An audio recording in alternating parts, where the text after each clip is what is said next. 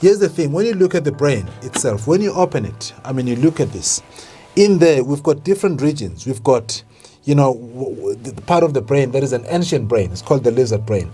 That does the basic functions of the, of the brain, like breathing, like controlling digestion and things like, making sure that you sleep at night. These things are done by this lowest part of the brain.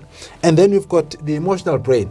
So my focus is between these two brains. We've got the prefrontal cortex, which is the thinking brain, the one that does, that does executive functions of the brain. This is the CEO of the brain.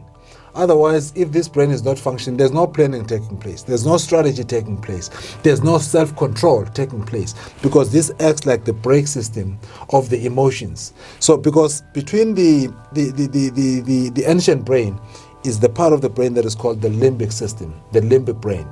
Between limbic brain, because this one is more about emotions. You're feeling, it's in the here and now. It has mastered that. It doesn't think about what if. It's only about survival. Fight, flight, freeze, or fawn. Fawning is when you just give in and say, okay, let your will be done. You don't even care. It's for your own safety. Whereas thinking looks at things like the future. If I do this, there will be consequences. If I do this, there may be things that will be unintended. This is where delayed gratification is run. Here is just the here and now. So in organizations, we hire people that are highly qualified, want MBAs, and yet MBAs are expected to think outside the box. It means to use the prefrontal cortex, and yet we stuff them inside the box and say, you're going to do as I say.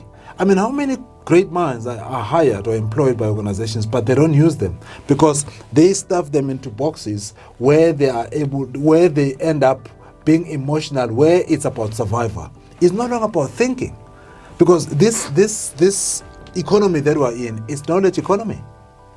And if therefore you don't use people's knowledge, instead you make them feel threatened, they're not, because in the brain it's either you think or you are sort of like emotional, you are more into survival. So you cannot do both at the same time.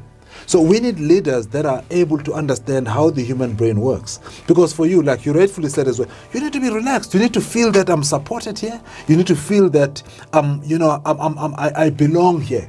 When you do that, then you are able to bring out the best, for the organization. But when people are feeling like whatever I say, they don't care, they don't take care of it. When I want to raise a good idea, no one is gonna listen to it. Then people end up just going to work, but they're not gonna do anything.